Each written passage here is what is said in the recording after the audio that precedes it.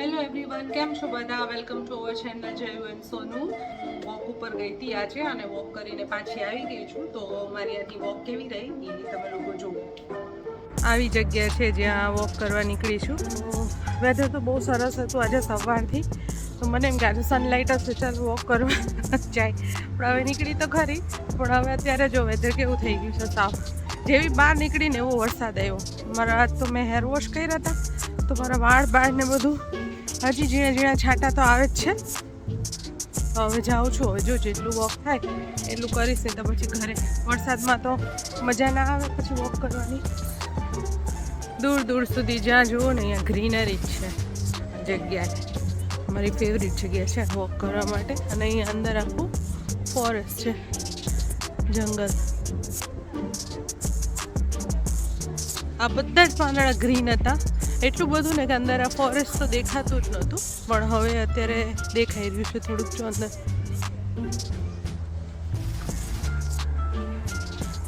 આ ડોગી જો મારા ઘરે આવે છે દોડતું દોડતું. ગ્રીનરી જોવું ને સરસ મજાની, એટલે મારે અંદરનું બાથરૂમ સિંગર છે ને જાગી જાય. મને છે ને આમ ગીતો ગાવાનું મન થઈ જાય. અહીંયા એમ થાય કે બધા સોંગ ગાઉં, ફીલ કરું. એટલી શાંતિ છે આ જગ્યાએ. આટલી ઠંડી હોવા છતાં પણ ખરેખર આ જે એટમોસ્ફિયર અત્યારનું છે ખરેખર એન્જોય કરી રહી છું. મને એવું લાગે છે કે નેચર સાથે દરેક માણસે થોડો ટાઈમ તો સ્પેન્ડ કરવો જ જોઈએ. મને તો આજે બહાર નીકળીને વોક કરીને બહુ મજા આવી ગઈ. હવે હું જઈશ ઘરે અને આજે હું બનાવવાની છું પનીર રાઈસ. તો પનીર રાઈસની રેસિપી તમારા બધાના સાથે શેર કરું છું. હોપ તમને બધાને ગમે. સો પનીર રાઈસ બનાવવા માટે અહીંયા મેં જે રાઈસ છે ને એને અહીંયા બોઇલ કરવા માટે રાખી દીધા છે. અને આજે મેં બાસમતી રાઈસ નથી લીધા, જે રેગ્યુલર રાઈસ હોય ને એ જ લીધા છે. તો આને બોઇલ થવા દઈએ અને પછી આને આપણે જેવી રીતે નોર્મલી રાઈસ નીતારતા હોય ઓસાવી લઈએ એવી રીતે ઓસાવી લેવાના છે. અને રાઈસ છૂટા કરવો હોય તો એની અંદર તમે લેમન નાખી શકો અને થોડુંક ઓઇલ પણ નાખી શકો, તો રાઈસ છૂટા થાય, ચોટી ના જાય એકબીજાના સાથે. અને અહીંયા મેં લઈ લીધું છે પનીર અને આના લાંબા લાંબા સ્લાઇસ કાપી લીધા છે. આ પનીર હોમમેડ છે, ઘરે બનાવેલું છે, એટલા માટે થીક પણ બન્યું છે ને એની સ્લાઇસ પણ લાંબી થઈ છે. તો હવે મેં અહીંયા એક પેન લઈ લીધું છે. પેનની અંદર થોડુંક ઓઇલ નાખ્યું છે અને પનીરને અહીંયા રોસ્ટ કરવા માટે મૂકી દીધું છે. અને બે સાઈડથી હું પનીરને રોસ્ટ કરી લઈશ જ્યાં સુધી મારા રાઈસ થાય છે ને ત્યાં સુધી. જ્યાં સુધી પનીર રોસ્ટ થાય છે ત્યાં સુધી મેં પનીર રાઈસમાં જે યુઝ કરવાની છે પેસ્ટ એ રેડી કરી લીધી છે. તો આની અંદર મેં નાખેલા છે 2 ટમાટોસ, 2 ઓનિયન, ગ્રીન ચીલી 4-5 નાખેલા છે, થોડુંક ચીલી ફ્લેક્સ નાખેલું છે, અને આની અંદર એક નાખેલો છે નાનકડું જિંજરનો કટકો અને કોરિએન્ડર. અને આ બધું એક જ મિક્સરની અંદર મેં ક્રશ કરી લીધું છે. તો એનું લિસ્ટ તમને અહીંયા સ્ક્રીન ઉપર દેખાતું હશે કે આમાં કઈ કઈ વસ્તુ એડ કરેલી છે.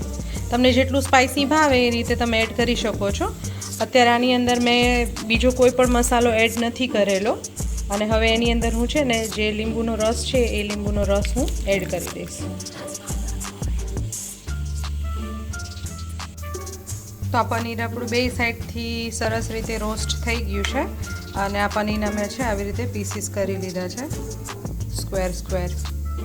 આ જે ગ્રેવી મેં ક્રશ કરેલી છે કાચી, એની અંદર હું થોડો ગરમ મસાલો એડ કરીશ અને થોડીક એની અંદર હળદર એડ કરીશ ખાલી કલર માટે, અને થોડુંક એની અંદર લાલ મરચું એડ કરીશ એટલે એનો કલર સરસ આવે. અને બ્લેક પેપર એમાં એડ કરી દઈશું. તો આપણે જેની અંદર પનીર રોસ્ટ કર્યું હતું મેં સેમ પેન લઈ લીધું છે, એટલે એમાં જે તેલ હોય એ પણ ઓબ્ઝર્વ થઈ જાય. અને 2-3 ચમચી વધારે બીજું તેલ નાખી દીધું છે. અને એની અંદર આપણે આ જે ગ્રેવી તૈયાર કરી હતી મિક્સરમાં એ બધી હું આની અંદર એડ કરી દઈશ. અને આ ગ્રેવી છે ને એકદમ નથી કરી નાખી, અધકચરી રાખી છે. તો આને એડ કરી દઈશું આમાં.